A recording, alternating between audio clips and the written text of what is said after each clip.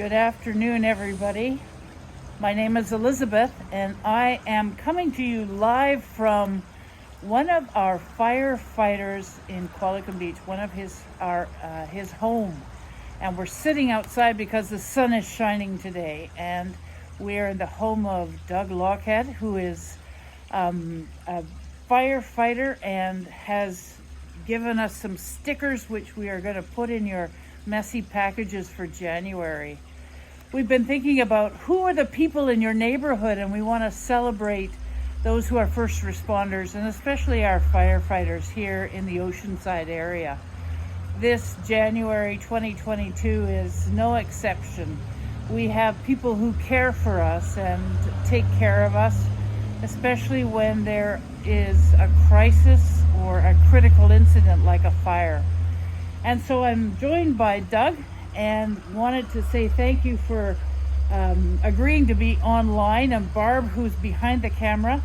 And you'll notice that when you get your messy packages, the story we're telling is the story of the Good Samaritan. It's a story of someone helping someone in need. And so I asked Doug if he felt that he was ever kind of like a Good Samaritan, and if he wondered if God was with him when he did his ministry of firefighting. So Doug, welcome. Thank you.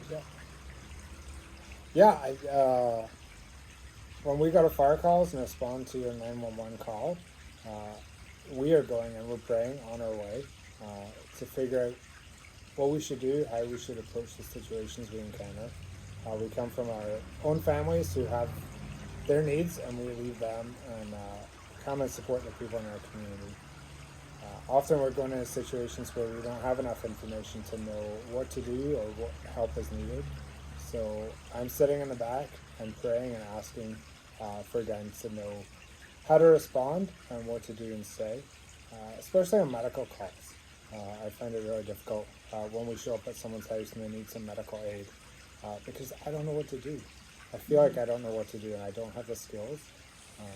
So I ask God for His help and guidance as I lead our teams to make sure that we provide the best care possible, both for the people who need our help and also for their families.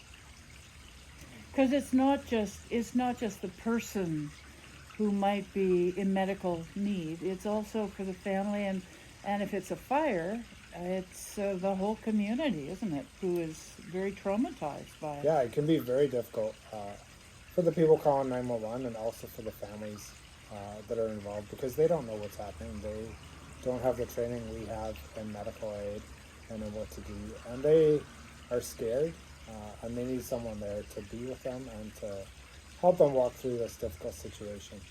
They've got to provide information and help us, and sometimes they just don't know how to do that. They just need someone there right beside them. They are our neighbors in our community, and we're there to help. There are 25 firefighters in Qualicum. We all live here.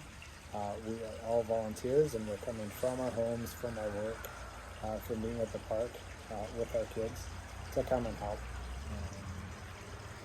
That's wonderful. And you know, sometimes I wonder if the Good Samaritan and the story that Jesus tells, if the Good Samaritan was ever afraid.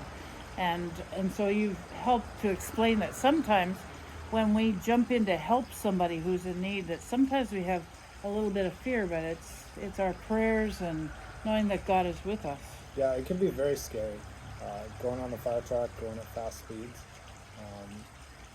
And we're trained as best as we can be, but we often just don't know how to respond until we get there and have to start making decisions. Well, it's wonderful. And so I wanted to say thank you to Doug and to all the firefighters, the 25 firefighters here in Qualicum Beach. Thank them for their ministry, for the love and the care that they give every time they get that call to come and help. Thanks so much, Doug. Yeah, thanks. Take care, everybody.